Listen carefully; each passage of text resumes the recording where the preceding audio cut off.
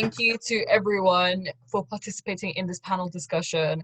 It is probably one of the first discussions we've had on such a level regarding colorism. Could everyone just go around, introduce themselves, what pronouns they prefer, and where they are actually in the world, because we have such an international panel?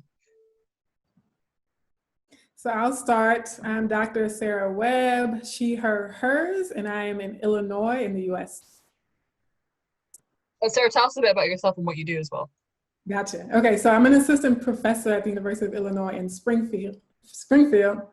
I primarily teach English, creative writing, and cultural studies, but I founded Colorism Healing in 2013 as a way to raise critical awareness about colorism around the globe and to foster dialogue for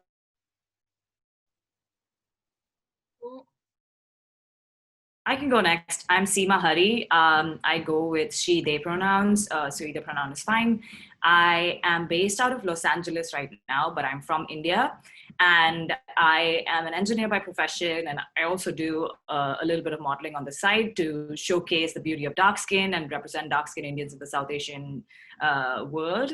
And I speak a lot about colorism and, you know, try to be as active as possible in breaking the stigma. Tina, do you want to go next? Yep, so I'm Dr. Tina Mistry.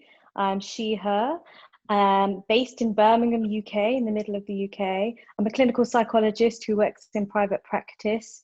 And my main thing is about talking about mental health and how it's linked to you know, racism, it's linked to systemic oppression, and it's about raising awareness of these issues, you know, to help our communities to heal from these issues as well. Oh yeah, and that's me. I was like, who's next? Yeah, my name is Shira Vindran. I go by she and her, and I'm a creative, an activist, a model, content creator, or I like to kind of consider myself a creative with a moral obligation. I like to kind of, I use my platform to really focus on issues that affect Black and brown women, and a lot of what I talk about is breaking stigmas around colorism, celebrating self-love within the Black and brown community, and yeah. Great. Well, there's so much that I would hopefully like to cover during this panel discussion. Is that I'm going to dig right straight through. And for those who don't know what colorism actually is, and any of you, please feel free to interrupt me or to give a better description. But colorism is discrimination of an individual based on the color of their skin, giving preference to lighter skin tones over darker skin, and is a customary practice in not just South Asian societies, but around the world. Unlike racial and ethnic discrimination, colorism focuses on the actual physical features of an individual rather than their ethnic, social, geographical identity and affiliation, and oftentimes exists within the same ethnic community. Colorism is a process that systematically privileges light-skinned individuals in areas such as income, education, housing, and marriage market by associating them with positive traits such as intelligence, attractiveness, competencies, whereas dark-skinned individuals are perceived as unattractive, dirty, lazy, and ignorant. Would you guys agree with that definition? Yeah, pretty much so. Yeah. Well, the first thing that I really want people to understand, and the conversation that needs to start in the South Asian community, is the mental and emotional side effects of colorism. A lot of you have many experiences to talk about this, especially, does anyone want to lead the conversation? Tina, do you want to start? Yeah, I mean, it's you know, I think that any kind of discrimination is going to have an effect on somebody's, you know, psychological well-being. But this one, I think, is particularly potent because of this sort of generic kind of ideas around actually it's okay to even kind of have these ideas, and also the lack of acknowledgement of how deep this goes. You know, just recently I watched a documentary called Skin, which was on Netflix. And, you know, this was about colorism within the Black community, specifically the Nigerian community.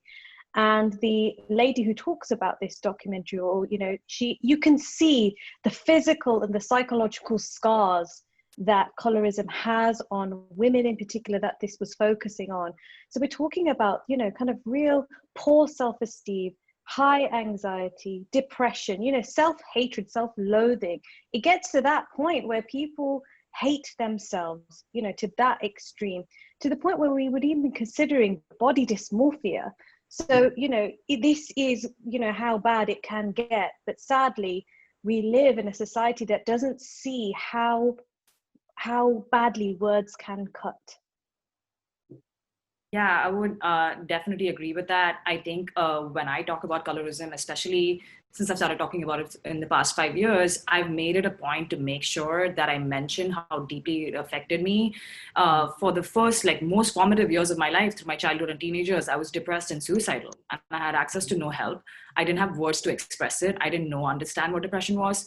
And even when I realized it, I didn't have anybody to go to, because what happens within colorism is that you don't have any solidarity. And there's such a stigma about talking about it too, because you're just ridiculed and mocked for even talking about it with your friend group.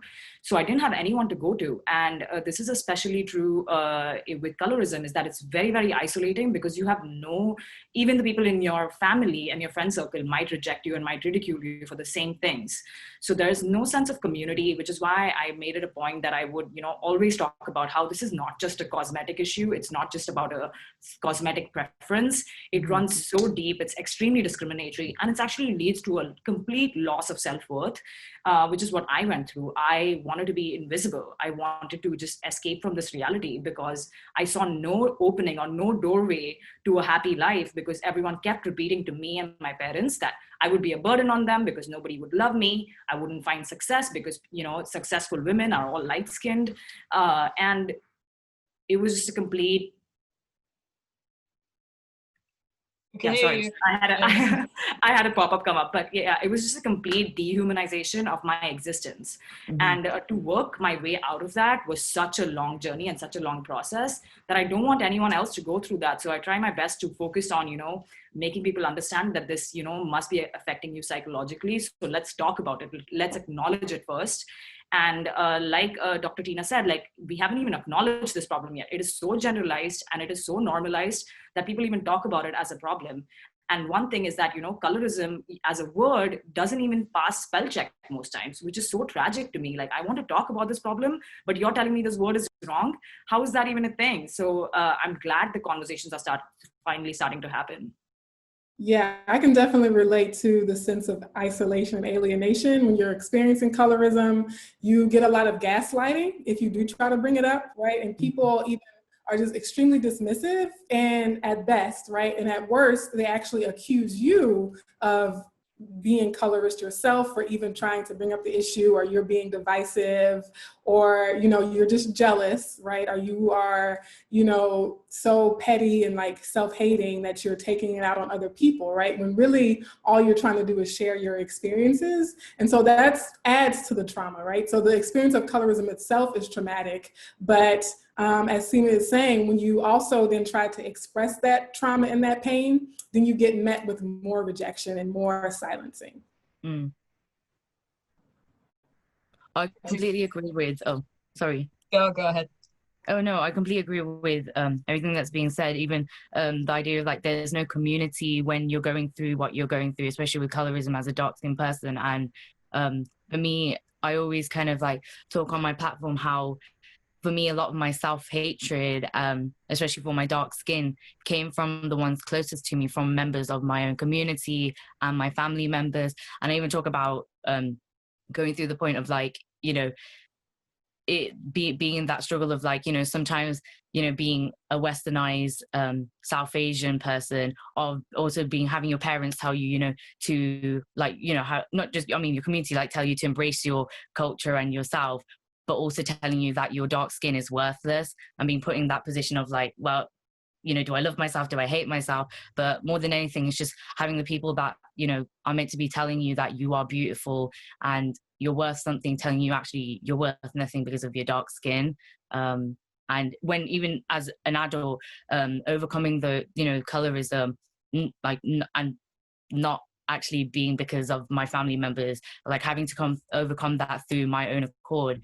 And then also trying to then discuss it back with family members and then being met with rejection again. And yeah, it's quite painful to go through. And I think it's important as well, just being very open and honest about it, because there's so many people around the world that can relate to that and need these stories need to be heard.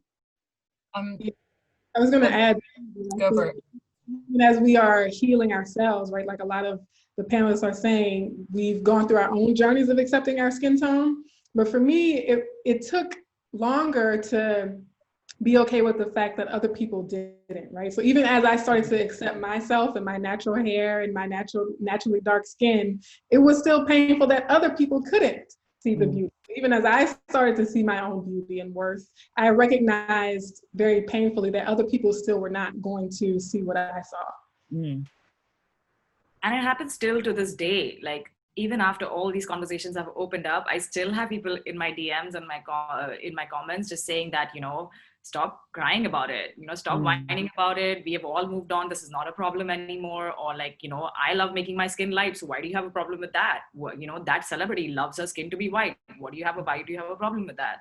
And people don't understand that, you know, there's been millennia of human rights abuse and discrimination against dark-skinned people, especially in the South Asian diaspora. So all that is, you know, tied together, and, you know, colorism feeds all these other social issues as well, and feeds all of our other biases. So unless we tackle that and like start having these conversations with each other and start, you know, working towards amends, we're still going to be stuck in the same cycle. We're still going to have people not being comfortable to talk about it. We're still going to have people being shamed for speaking up about dark skin.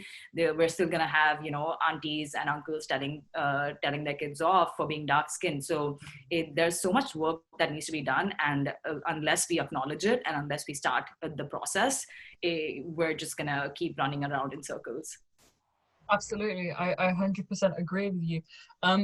One of the things that you guys have touched on is with colorism, especially in the South Asian community, there's a big intertwined relationship with caste as well. And this is pre-colonialism. People who worked in the fields under the sun, or people who worked in working class environments, were often darker skin tones compared to those that didn't. And therefore there's this ideology of wealth as well, and economic as well. And then also leading with this, I want to actually enter into the colonialism period. A lot of the issues and the topics that we have associated with colorism in the South Asian community are also directly affiliated by being colonized. For instance, and many people don't know this, but often the British would prefer working with people who were lighter skin tones. That is in the British Army, that is on the workforce, joining better alliances with those who were lighter skin tone, also giving them extra advantages when the British would colonize Hindustan, India. And this is where there's also the subliminal messages start occurring, that people who are of lighter skin tone deserve to have these advantages, deserve to have these preferential treatments. But that's also trickled down into society today. Seema, you touched on this, that we need to start these conversations and we need to progress forward. What do you think is the next step to dealing with something like the caste system and dealing with something like the obvious financial discrimination towards colorism? Yeah, you touched upon a really good point about the caste system, and you know, the caste system was created like thousands of years ago, right?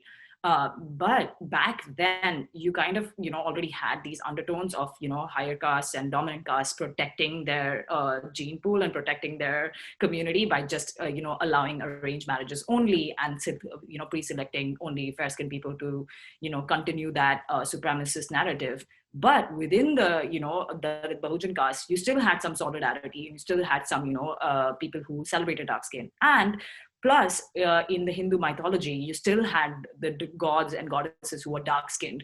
So it wasn't so blatant and it wasn't so systematized. And colonialism is when, you know, they came in and, you know, created this whole yardstick and like an actual measuring system that completely objectified it. So from a subjective concept of beauty and subjective, you know, experiences, it became like an objective thing, a yardstick that people applied to people for jobs and success and in every, you know, every aspect of life.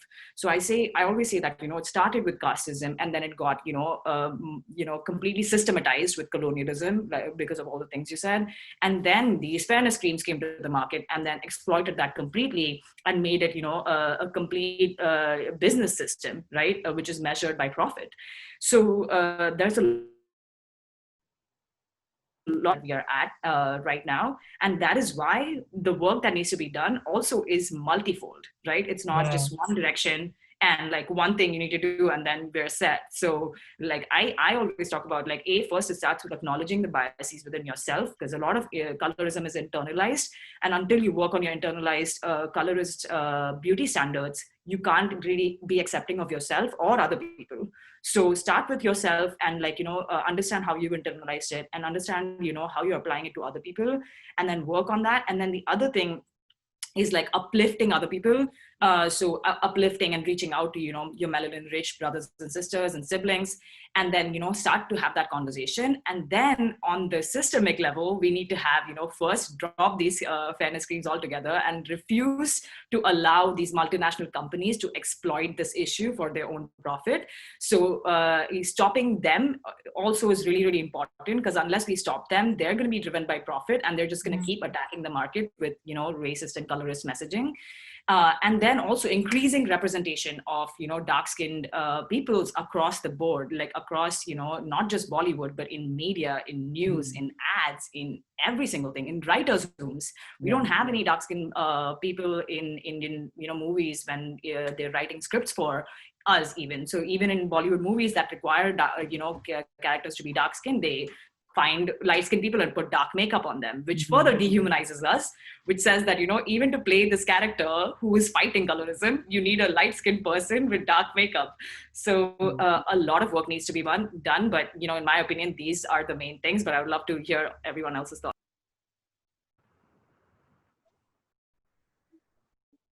I think I would like to add about, so my experience is I've got 2 young girls, and for me, it was my eldest child came to me. She was about 4, probably youngest 4 or 3 years old, and said to me, "Mummy, why do I have to have such brown skin?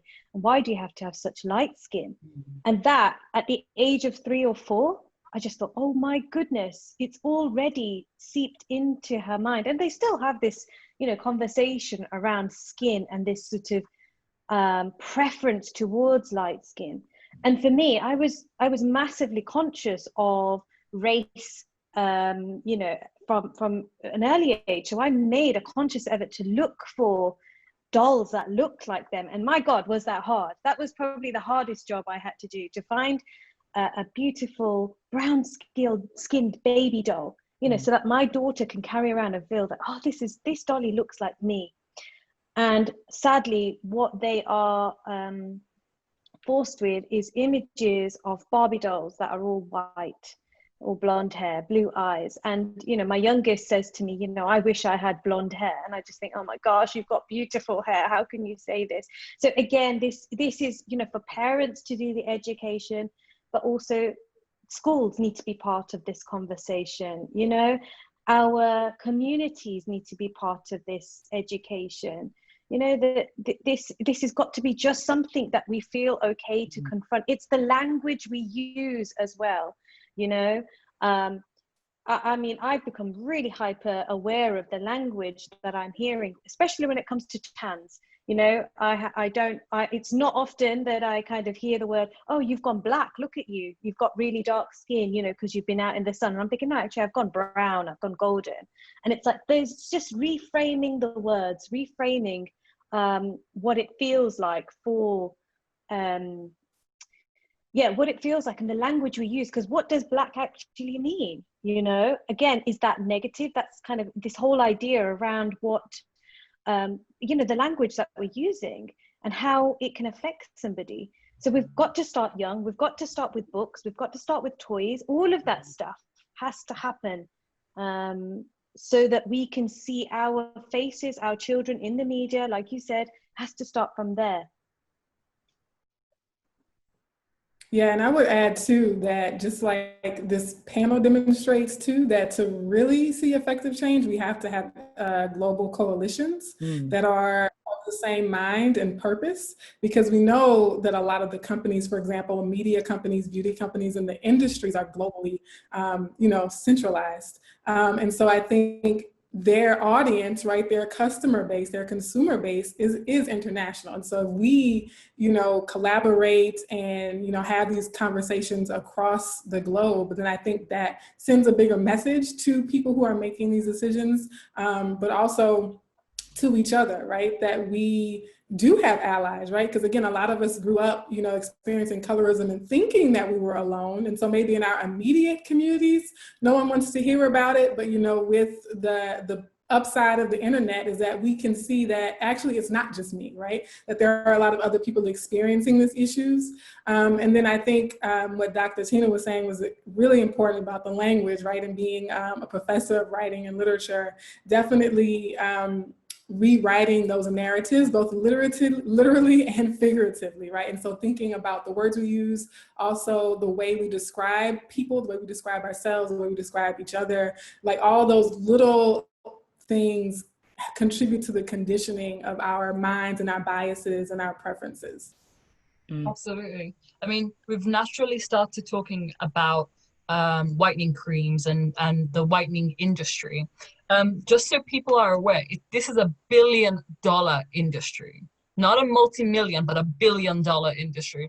This is not an industry that people want to close. The people who are generating money and profit of this are making a lot of money off this. And this is a product that not only sells to our generation, but will be sold to our kids too. This is a continuation of product. Now, as there are studies done to showcase actually how physically harmful this product is. That includes kidney damage, nervous system damage, making your skin thinner. And for those who don't know, it is absolutely detrimental to have your skin go thinner if you're living in countries that are actually specifically much warmer than, say, for instance, the UK. And it can lead to skin cancer as well. So these are the actual physical issues surrounding your body and your future in terms of the skin whitening treatments. Seema, you've been quite active in speaking against the skin whitening treatments, and I know that Sheerah, you do a lot of work via your social media, speaking on body positivity and speaking against these things. What has been your initial reaction, and what's the good aspects you've seen coming through? Because I know a lot of people follow you both very passionately as well, because you're the only two amazing figures in social media right now. I think for me, sorry, Go ahead. I don't mind. Go ahead, Sheerah. Oh, okay, yeah, cool. Yeah, I think for me, yes, okay, on the one hand, there have been companies that have completely dropped bleaching, products, but then you've still got Fair and Lovely that have decided to change their name, which really, they're a company that have been around since, I guess, the 70s, I think, as far as I'm aware, and they've been one of the most prominent companies that have been put out this propaganda that has infiltrated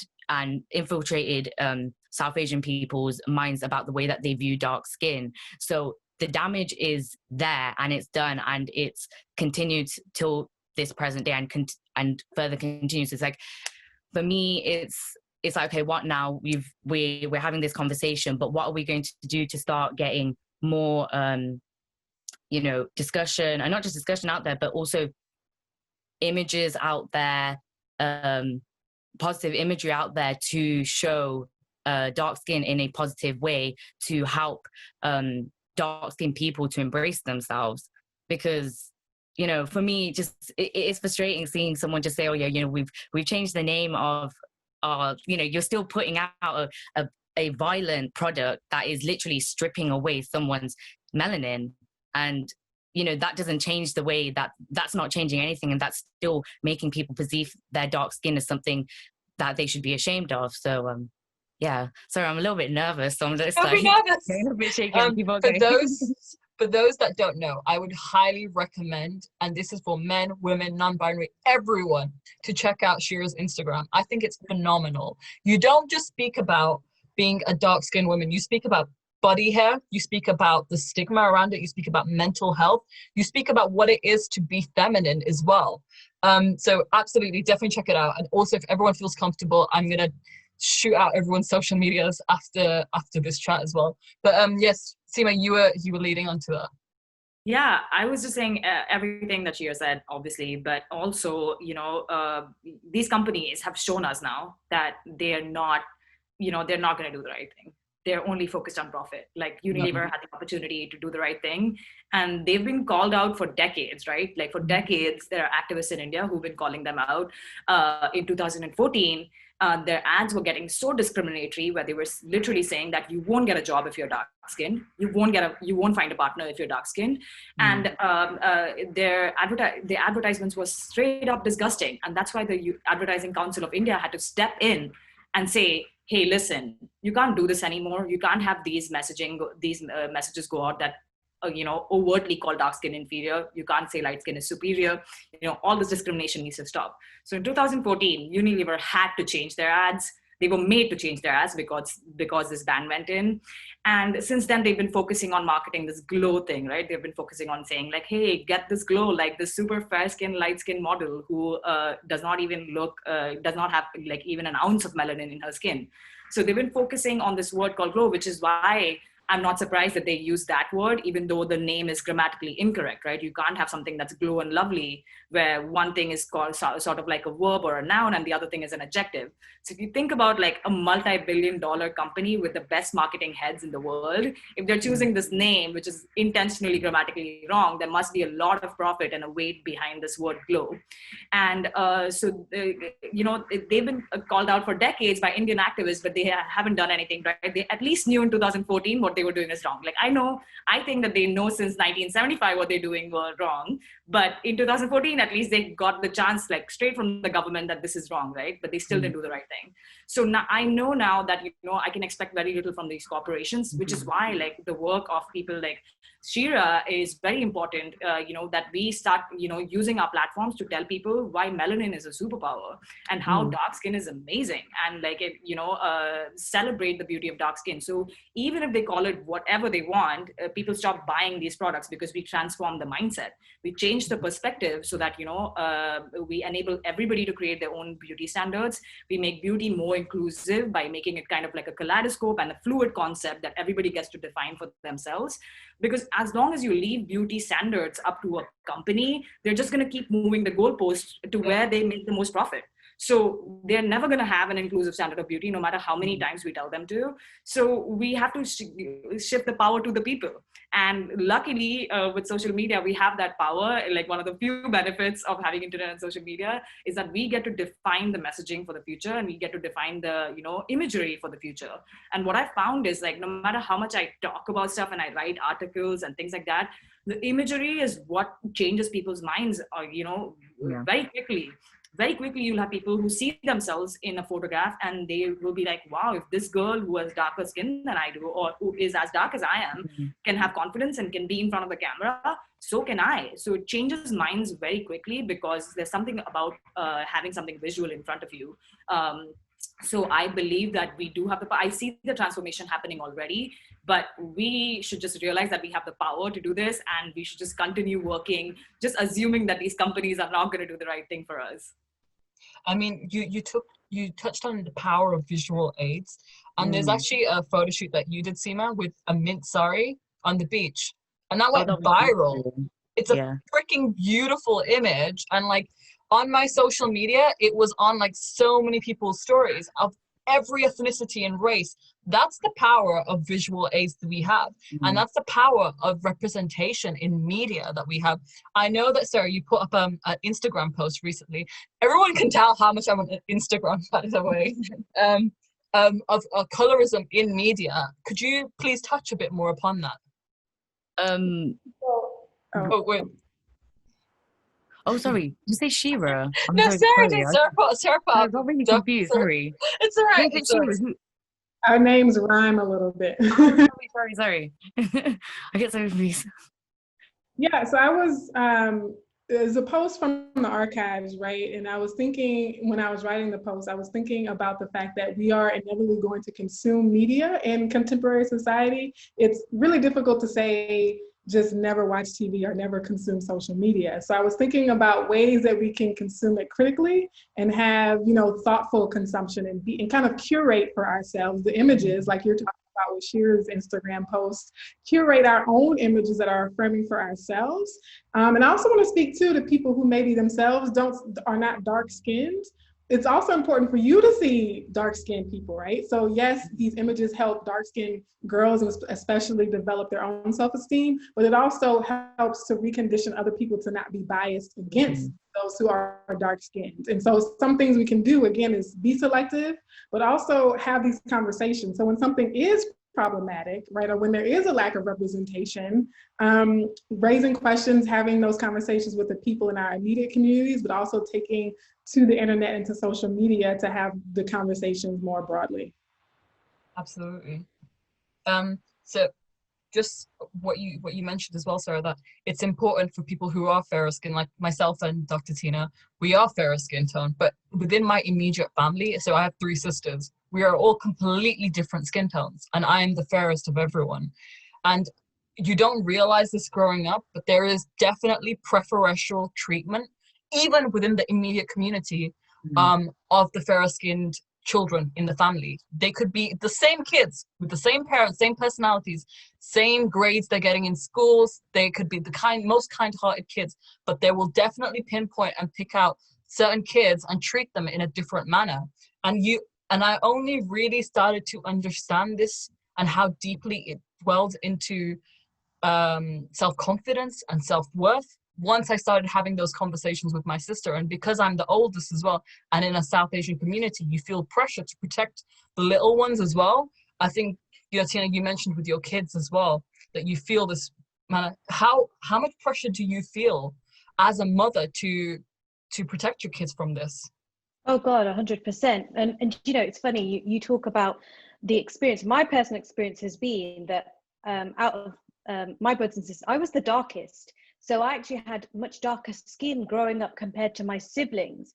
And I remember the conversation, you know, you're a child, you're just playing with toys, and all you hear is, oh, you know, she wasn't as fair as the other 2. Oh, you know, and it just grates on you. You don't realize it, but you're just soaking that up.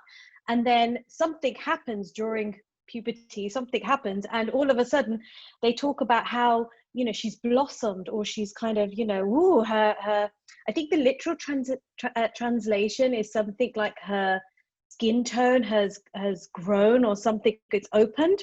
And I suddenly became this fair-skinned person, and we became kind of like thrusted with all this sort of conversation about how beautiful she looks, and wow, you know, how she's come of age and all of this stuff. And I was like, oh my gosh. And, you know, growing up, you didn't really kind of understand the extent and the privilege that was, because I was a teenager, you know, I was too busy trying to figure out who I was and all of that.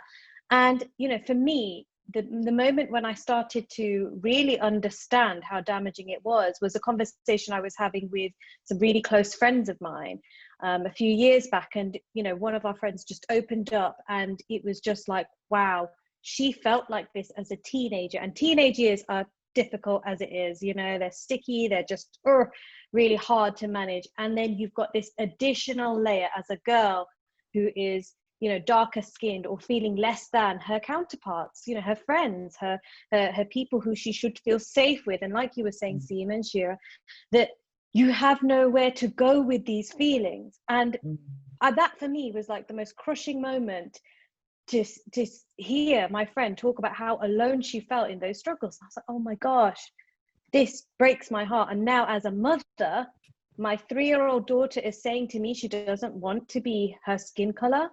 That is soul destroying. You know, for me, I just want her to celebrate her beauty, celebrate everything that she is.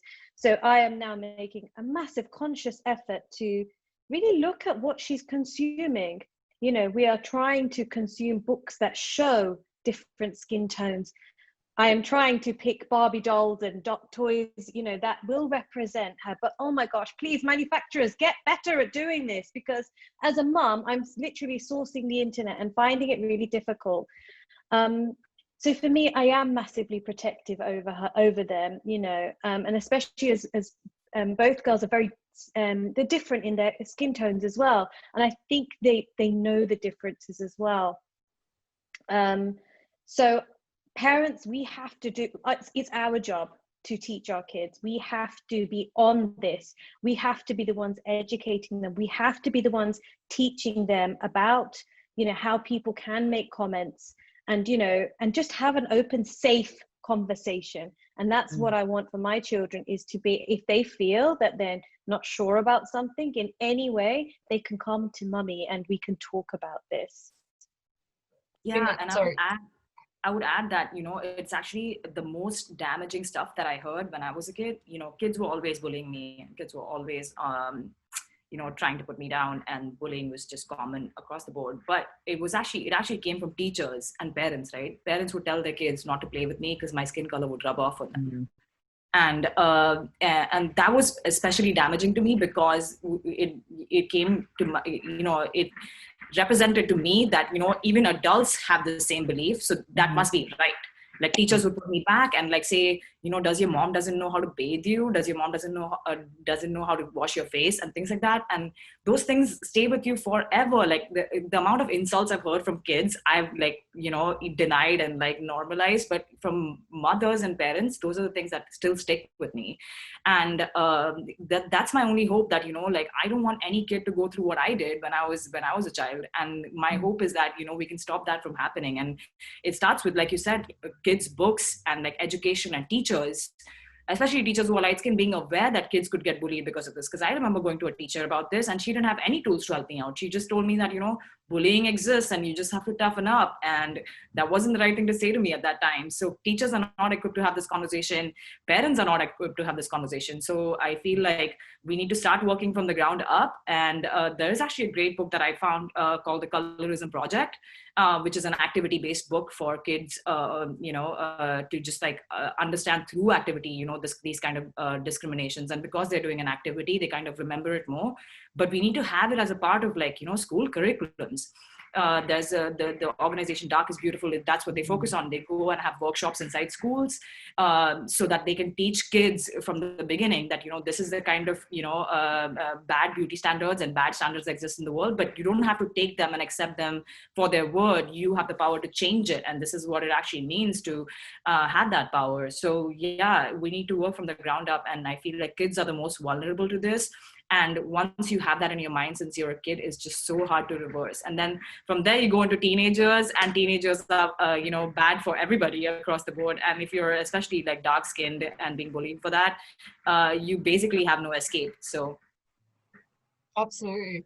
Dr. Tina touched on this idea of commenting, of people commenting, especially in our community. I feel like growing up, no matter who you are, if you're in the South Asian community, it's a very easy environment to comment on someone's child. It's kind of accepted and okay. And even if you say something that's kind of insulting to my kid, I have to be quiet about it. I think that has to fundamentally change. I think that there's this new way, there is a new vibe that's entering our community now, but it's only starting in small waves of, you know what, if you say something and I don't like it, I'm going to speak up about it, but your class is rude. And I think, screw it. If people think you're rude, it doesn't matter.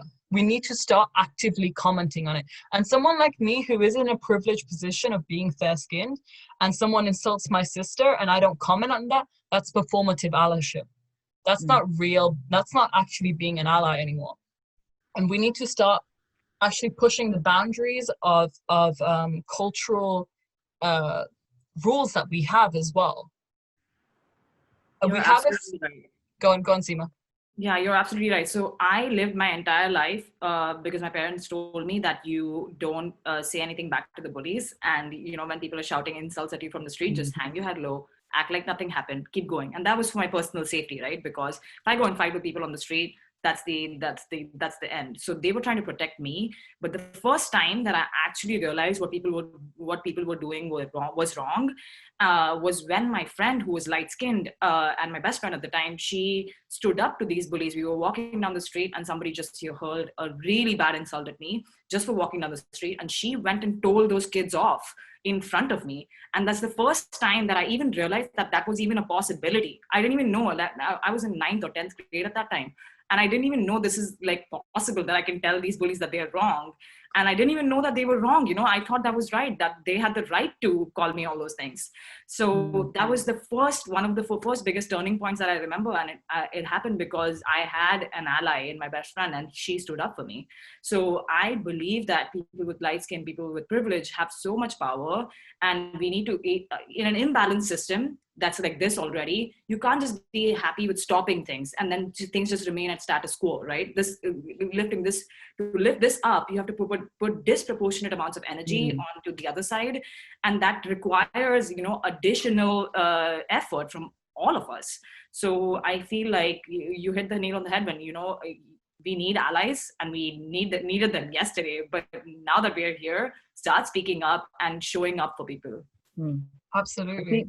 I think also in regards to allyship, and also within the dark skin community, and supporting each other, it's also kind of recognizing that not all dark skinned people have the same experiences. Because I make it a point to also be like, okay, although I'm a dark skinned woman, I'm also South Asian, and I know that I have features and a hair type that's seen as more Eurocentric and palatable, and that I kind of like also make a point to talk about hairism and featureism combined with colorism affecting darker skinned Black women the most. And, talking on that, because, it would be harmful for me to just be like, oh, me as a dark skinned South Asian woman, my experience is the same. I like talking it as a general experience when it's not, because then it would be erasing the experiences of many dark-skinned Black women that go through even worse because of how people treat their hair texture and their features. So it's not just about, celebrating dark skin, but also celebrating non-Eurocentric, Afrocentric features and hair types as well, and having those conversations combining with each other, if that makes sense. Absolutely. Yeah. I think, Sheerah, you've delved naturally into the next bit of the conversation that I definitely think is incredibly important for us to talk about, and that is anti-Blackness in our community. And it's also anti-Blackness in our community, and how how that colorism and anti-Blackness is actually intertwined, and the notions that we have towards darker skin tones actually also come from anti-Blackness in our community as well. Dr. Sara, do you have something to add on that?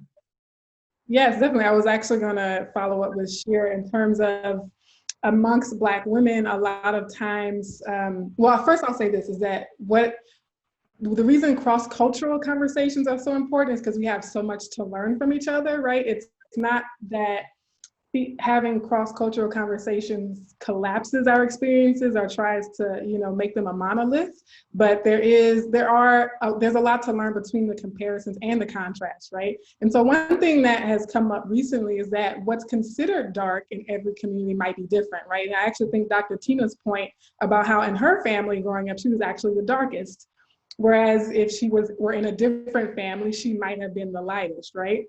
And so even thinking like, yes, I might have grown up the darkest person in my family or my community, I'm still, several shades lighter than many other people, right? Which I think was kind of what Sheerah was saying. But in addition to like hair texture in particular and featureism in particular, I do remember growing up in the US, southern states of the US in particular, a lot of Black women actually aspired to the look of an Indian woman or, a Latinx woman or other women of color who weren't Black women of color, right? And so I think there is, like within the Black community, there is a privileging of other forms of features, right? So even though it's not always trying to attain whiteness, it's trying to be a little less Black in a lot of is how colorism shows up. So that could be having longer, straighter hair, or a thinner nose, or maybe, you know, hazel eyes or something like that. So I definitely see that there's so much to learn when we can like hear like, oh, okay, so for your experience, right, the color is more of the factor, but in someone else's experience, maybe it was their hair texture. Absolutely. I also think it's also important, like in regards to representation, what I've also seen with like in the modeling industry, when Black and brown bodies are usually selected to be in campaigns, they're always the most, even if they are darker skin, they're always the ones closest in proximity to the whiteness. So, you know, it's the thing that I think people need to also understand, that it's, you know, it's not enough to just be accepting Black and brown bodies when they're in proximity to whiteness. We must be accepting of all types of Black and brown bodies. Absolutely, absolutely, 100%. I mean, I one of the conversations that so my family owns a salon, and one of the conversations that we regularly have with women is getting a nose job in the South Asian community. It's this notion of, and like I used to get it a lot as a kid. It was like there were certain words like samosa nose and all this kind of stuff that you hear, and you're just like, why am I being called these names? But these are also Eurocentric features that are popular in the media and in representation. So we have to not just include a wider range of ethnicity and skin tones. It has to be accurate and a wonderful expression of representation in the media. We're getting close to the time, so I'm gonna start asking some questions. One of them is, to what extent does the panel feel colorism contribute to casteism and anti-Blackness in the South Asian diaspora? So I can take this From one. Rajesh. Yeah, I can take this one. So basically, like this whole concept of having like a ranked social order where somebody's on the top and somebody's in the bottom, which is white supremacy, which is all these different, oppressive systems at place, was ingrained in us through caste system, right? And the fact that there was no social mobility awarded, there was no, the people were the higher dominant caste were always protecting their caste and not allowing anybody to, move caste. So that has been ingrained in us for thousands and thousands of years right now. So casteism is super rampant. Even today, most of the slurs that I was called on the street and in life were actually casteist slurs. And those were people looking at me and, they were trying to put me down. But the first physical trait that they can notice is my skin color, because it's so visible, right? So because you can't really judge somebody's social status or somebody's wealth level based on their looks entirely, but my skin color is a big indicator that, I could have had ancestors who were doing manual labor jobs. And in my case, they're actually right, because I am from a lower caste, but, that's not usually the case. But because people are using these social orders to, discriminate, they are most likely to choose the first indicator that they can find to guess your caste and then use that against you. So colorism absolutely feeds casteism, because that's the first thing that someone can take and notice and use that against you. And so colorism feeds casteism to this day. In India, there are a lot of indicators of caste, like somebody's surname, somebody's, profession even today, but the biggest indicator is skin color. And, people use that all the time to harass other people and to call them names and then actually discriminate against them too. So these two problems actually feed each other, and they're very relevant and very rampant even today. And we need to dismantle both of them. But I always say that, like if you take a person from India, and transport them to America just straight up and don't teach them anything about race, assuming that they know nothing about race, they will be anti-Black by default, because of the casteism that we've been taught, and because of the colorism that we've been taught to normalize. So they're going to look at a Black person and then do the same thing that they did to me. They're going to look at their skin color, being assume that they do manual labor jobs, or assume that they are at a lowest rung of the societal order, just because of their skin color. So these problems are all connected and they all feed off of each other. And so it's, the work that we have to do involves dismantling all of these at once. Just the concept of having a social order that, some people are at the top and some people are at the bottom, that needs to be destroyed, first of all. And you see that in India manifest in so many ways, where people who are doing labor jobs to this day are not given respect. Like, people don't even say hi to them. Like, here in America, at least you'll see, like, people conversing and people giving respect to people who are doing all kinds of jobs. In India, that doesn't exist at all. There's a whole, social order of like saying sir and madam to people who are arriving in cars and not saying that to anyone else. So we need to destroy all of these systems, and absolutely casteism and colorism both feed anti-Blackness. And that's why these cross-cultural connections are important. I almost feel like Unilever was forced into this move that they had to do because of the Black Lives Matter movement, because it gained global traction, and because of the work of Black activists, who started this movement, and then they had to respond to their performative post of saying Black Lives Matter when they actually sell these products. So because that's why I believe like these cross-cultural connections are super important. We need to learn from each other and help each other out. I mean, because we've got such an international panel right now, I'm really interested to see how colorism differs in different communities. I mean, Dr. Tina mentioned that she grew up in Birmingham. Sheerah, where are you based? Are you in London? Oh, so right now, I was brought up in Coventry, but I'm between Coventry, Birmingham, and London. Just a bit of a mess at the moment. I mean, Coventry, Birmingham, and I also grew up in Birmingham, and I've been in London for the last 9 years. It's such an interesting geographical locations because they are so multi-diverse. Have you openly seen or witnessed colorism within those communities? Oh yeah, sorry, I was just going to say, I'm originally, sorry, Sheerah, go. I got confused. No, you can go, it's fine. So I grew up in Leicester. So Leicester, what we call mini India, outside of India. Beautiful, wonderful place.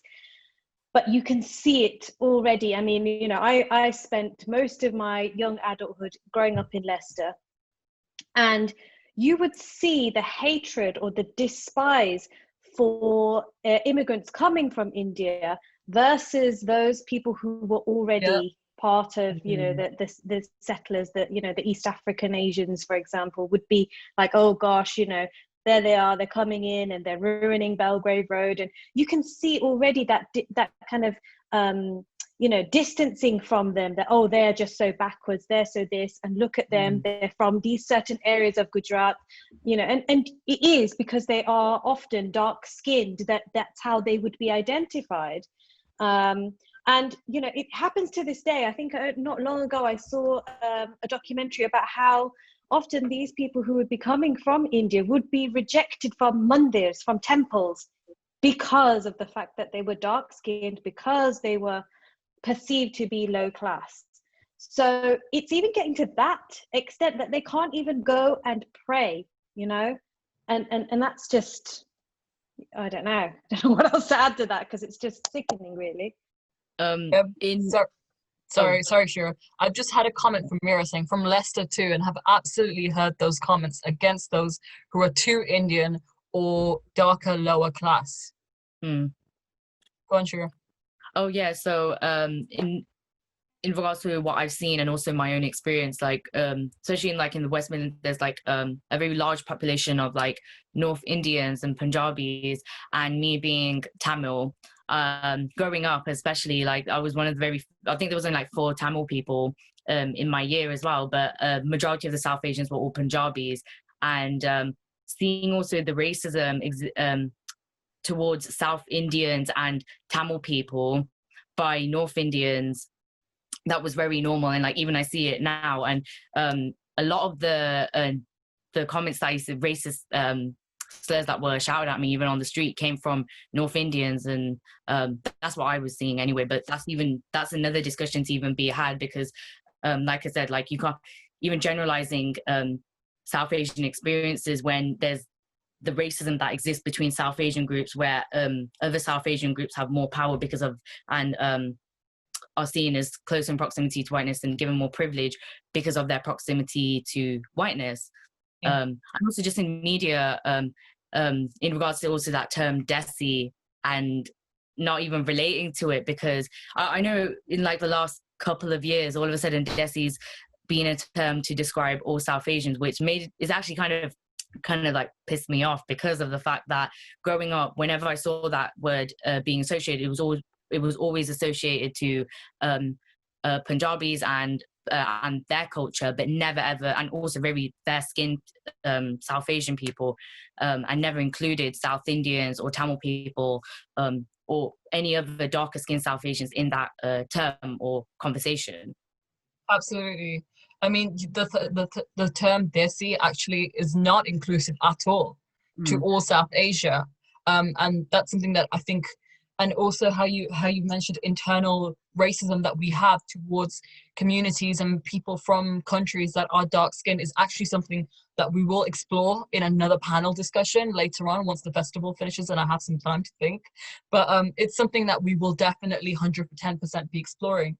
One of the last topics that I really want us to touch upon is a fetishization from men that we get of being lighter skinned. Does anyone want to touch on that? I don't have I'm not light skinned, so I can't speak about fetishization of light skin, but I see it so pervasively in Bollywood and in all the songs that come out of there, right? Every song, every other song has a mention of Gora Gora Rang and Gora this and Gora that, and Gora means light skinned. So there's this, the white supremacy narrative is like regurgitated and rehashed to this day in every popular song and in every piece of media you consume. So it doesn't just exist at the skin level. It's like everything is associated with Gora. And I really like the point that Sheerah made about, Punjabis being the default for most people who know South Asians. They think South Asian culture is Punjabi culture. And I see that very often where, all these spaces that, North Indians create for themselves or create for everyone, and they call it Desi and they call it South Asian, but there's not a single South Indian there. There's not a single Tamil person there. There's not a single Muslim there. And that speaks to our biases as well. I would add too, in terms of the fetishization of light-skinned women in particular, is that colorism ultimately hurts everyone because of that, right? And I saw one of the questions from the viewers was how, as a light-skinned girl, they weren't allowed to play outside as much, right? And so that patriarchal, misogynistic element to colorism is ultimately hurts light-skinned women too. And I see that not all women recognize that, right? And so some women think, well, I'm gonna bask in this preferential treatment because it feels nice. It feels good to get more treatment or more attention than other women. But in reality, those people, what a fetish is, right? They're actually not recognizing you in your humanity. They're not actually recognizing you as an individual, as, your own identity. They are singling out this one aspect of you that you have no control over or minimal control over, and that really ultimately doesn't define your character or the essence of who you are. And so I think that's the danger, and especially for light-skinned women who want to sort of buy into that system, is that it actually is dehumanizing in a lot of ways. I mean, what you've exactly said is something that we need to talk more about in our social circles as well, because women who are fetishized, what you will realize, your relationships are actually built on this ideology of you just being light-skinned. And therefore, as you've mentioned, your self-worth, your character, your intelligence, your capability, your ambition, these are all things that are not important. So even though you may be thinking you are in a relationship, it could be actually incredibly toxic for you. And this is something that we need to speak to more about our girls and people in society as well, because this will damage your self-worth and self-harm when relationships start falling apart, when you've invested so much time into something, but you felt like you never got anything out of it. It's something that does happen a lot in our community as well. The absolute last thing is I want all of you to go around and give one piece of advice to young people watching this or who will be watching this in the future. Well, it could be anything at all. I will go first because I have this like really short thing, and I studied science and then studied computer science, but I was never told in any science book that, what are the superpowers of melanin? How does melanin help you? What is melanin? So I would just recommend every kid to understand what melanin does and how that is actually beneficial for you. Your skin absolutely needs it. And, once I understood that, like a lot of things opened up in my brain, being like, okay, this is not just about beauty. This is about body function. It's about, our body, protecting us against the sun. So that really opened up my mind. So I'm hoping that opens up other minds too. Yes, I can second that actually, because I taught my niece and nephew like a quick lesson in melanin, and it completely changed their perspective as well. All of a sudden, they weren't afraid to play in the sun anymore. My piece of advice would be to recognize when your ideas about skin tone are something that someone else has told you, versus taking the time to actually look in the mirror, look at pictures of yourself, and decide what you actually see, right? What do you actually see, separate and apart from what stories have been said, what language has been used, what your parents or elders have been saying about your skin tone, right? And so I think for young people especially, to start to separate for themselves, okay, this is what people say about my skin tone, but this is what I actually see and what's organic to me individually, I think can help.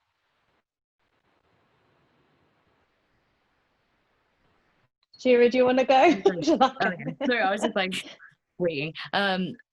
I would say for young people to open their mindsets about beauty and not just think about accepting bodies that are black and brown bodies that are palatable to whiteness, but like I said, embrace all types of black and brown bodies, especially the ones that are even further marginalized for not being close to whiteness. And I think I'd like written something in my head that I really want to say, but it was like, in order for us to live in a world where, dark-skinned people and feel more accepted and embraced, we have to also, because you have to remember, all of these things, colorism, featureism, and hairism, are inherently anti-black. And in order to accept, dark-skinned people and all kinds of like non-Eurocentric beauty, we have to embrace and love blackness and black people. And I think that's the most important thing, more than everything, because all of these things, again, are inherently black. Yeah. And we have to love the thing that we have all been conditioned to be taught to hate. So, yeah. Absolutely. Yeah. I think one of the things that I think is super important is to be able to have these conversations and seek out these conversations. I know it's not always easy, but I think back to, my teenage years, and if we had people that were opening up these spaces, adults, or social media wasn't available back then, but if it was, my gosh, how much more helpful would it have been to hear these conversations as teenagers? So keep talking, keep listening, keep learning. And yeah, it's really about just opening up conversations and showing our vulnerabilities as well, that if things are getting to you, talk about them, talk about them to somebody who you really feel safe and you could trust. Because again, holding it all in is only going to hurt you. Absolutely. Thank you so much to everyone. I really appreciate everyone logging in, especially from different time zones, and being able to not have any technical difficulties is amazing. We've got a few questions in the chat, and I think what we'll do is I'll put them in a group chat between us.